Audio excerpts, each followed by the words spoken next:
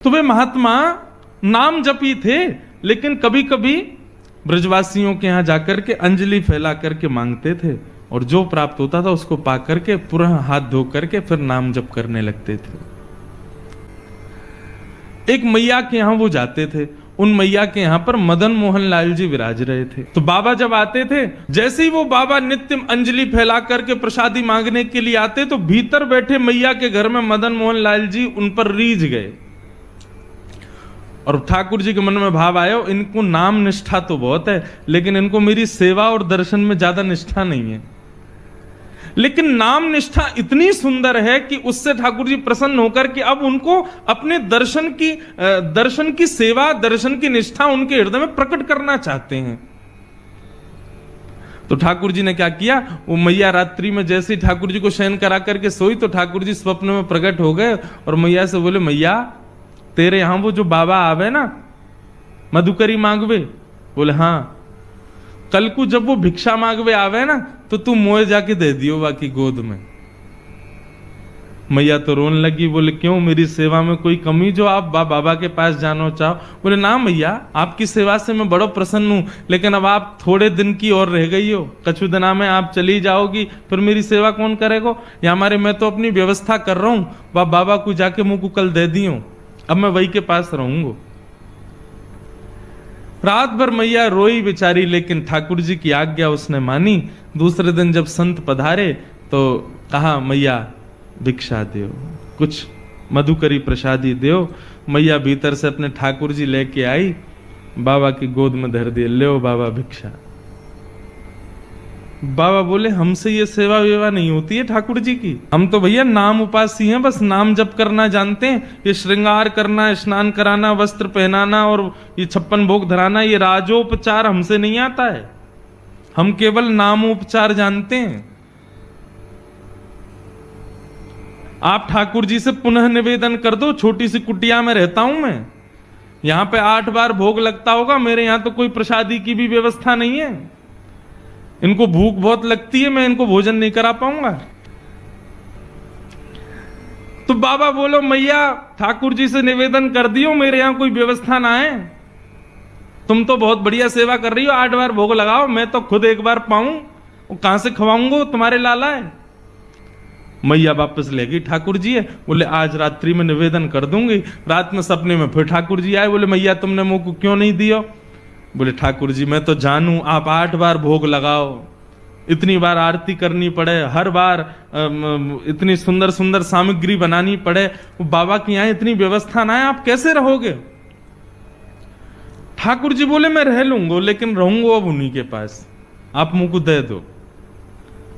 बाबा जैसे रखेगो मैं वैसे रह लूंगा, वो रूखी रोटी खवावेगो मैं रूखी रोटी खाऊंगा, लेकिन रहूंगा बाबा के पास। तो मैया ने, ठाकुर जी बाबा के यहां कोई व्यवस्था नहीं है। ठाकुर जी बोले मैं रहूंगा वही के पास, चाहे कोई व्यवस्था ना हो, बाबा रूखी रोटी खवावेगो मैं वही से रह लूंगा, लेकिन अब वही के पास रहूंगा। बड़े महल में रहते हैं ठाकुर जी, मदन मोहन लाल जी, परंतु उस महल को छोड़ करके उस बाबा की कुटिया में आ गए। बाबा ले आए, मैया ने कही बाबा आप जैसे रखोगे रहेंगे, आपके पास ही रहेंगे। ठीक है, हम तो एक बार भोग लगाएंगे बस। बोले सब स्वीकार है, आप जैसे दोगे वैसे स्वीकार है, हमारे ठाकुर जी को ले जाओ। बाबा ले आए, घर में लाए, तो अब तो मधुकरी तो भोग लगाएंगे नहीं ठाकुर जी के लिए, तो बढ़िया आटा दाल चावल सब आएगा। लेकिन बाबा बोले भाई दाल चावल वगैरह हमसे बनाने आते नहीं, आटा ले आओ, भाई को बढ़िया टिक्कर बनाएंगे, ठाकुर जी को भोग लगाएंगे। मैया के यहाँ गए, मैया थोड़ा सा आटा दे दो। आटो लाए, आटे में यमुना जल मिलायो, मार के बढ़िया एक टिक्कर बना के कंडा पे सेक करके और ठाकुर जी के सामने पत्तल में पधरा दिए। बोले लाल जी 56 भोग खूब पाए, अब ये रूखी रोटी पाओ, बड़ी जिद करके आए हो, बड़े लड़ झगड़ के आए हो, अब रहो ऐसे ही। ठाकुर जी के सामने टिक्कर रख के और बाबा अपने नाम जप में चले गए। नाम जप करते रहे, 2-3 दिन तक ठाकुर जी टिक्कर पाते रहे। चौथे दिन जैसे ही नाम जप में बाबा बैठे, तो अंतः हृदय में ठाकुर जी प्रकट है गए। जैसे ही ठाकुर जी प्रकट हुए, बाबा बोलो ठाकुर जी प्रणाम, आप सुख से विराज रहे हो, कोई कमी तो नहीं है सेवा में? अरे ना बाबा, मुंह को बड़ो बढ़िया लग रहा है, हमारी कुटिया में खूब आनंद आ रहा है, सब कुछ बढ़िया है, सब आनंद ते है, बस एक निवेदन करना चाहूं आपते। बाबा बोले आज्ञा करो।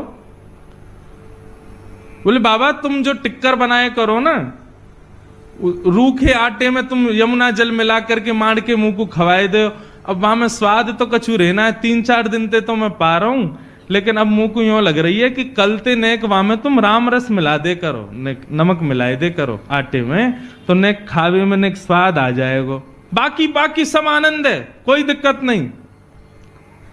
बाबा बोलो ठीक है भैया, आपको बढ़िया टिक्कर पवाएंगे, कल से राम रस लगा देंगे। तो मैया के पास गए, मैया आज आटो दियो, आटे के संग में राम रस और दियो। मैया बोली है गए चटपने चालू, चलो आगे आगे देखियो कहा होएगा। अब तो दूसरे दिन आटे में नमक वमक मिला के बढ़िया टिक्कर बना के ठाकुर जी को पवाया। 2-4 दिन ठाकुर जी वैसे ही पाए। चौथे दिन ठाकुर जी फिर प्रकट है गए।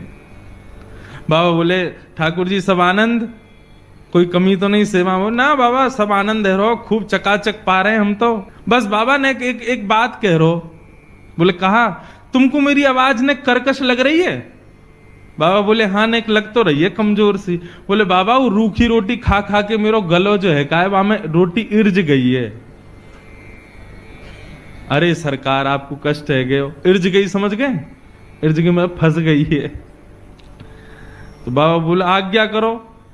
बोले मैं तो बस यूं कह रहा हूं कि कल ते ने घी चुपड़ दोगे वहां में रोटी में, तो नेक वो नेक आसानी तो भीतर चली जाए करेगी। बाबा बोले मतलब अब कल से आटा नमक और घी भी लाना है? अरे बाबा ने बस घी लिए ही हो, या हम घी के बिना मक्खन के बिना तुम कभी ना रहे, आप सब पता है। बाबा बोले ठीक है। दूसरे दिन गए, मैया आज आटो दियो नमक दियो, नेक्स्ट तो घी और दे दियो। मैया बोली ले जाओ प्रेम से पवाओ। अब महाराज आटे में नमक वमक मिला के बढ़िया टिक्कर बना के घी चुपड़ दिया, ठाकुर जी को भोग लगाया। 4-5 दिन ठाकुर जी ने कोई शिकायत नहीं करी। 6 दिन बाद ठाकुर जी फिर प्रकट हुए। बाबा बोले ठाकुर जी अब तो ना इर्ज रही गरे में? ना बाबा अब तो सब बढ़िया है, रोटी में बढ़िया नमक को भी स्वाद आ जाए, घी भी बढ़िया है, नीचे चली जाए। मैं तो बाबा बस यूं कह रहा हूं, कल ते एक आलू और ले आया करो, वह आलू है भूंज के वहां में नमक मिर्च डाल के बाकी चटनी बना करके वह और धर दे करो संग में। बाबा ने उठाए ठाकुर जी और लेके गए मैया के पास। बोले धरो या अपने पास ही? अरे अभी आटो आयो, नमक आयो, घी आयो, ये तो 56 भोग ले आएंगे कल को घर में, कहां भजन करूंगा मैं? जैसे ही मैया की गोद में दिए ठाकुर जी प्रकट है गए और बाबा के गले से लग गए। बोले मैं रहूंगा तुम्हारे पास ही, चाहे जैसे रखो, मैं रहूंगा तुम्हारे संग।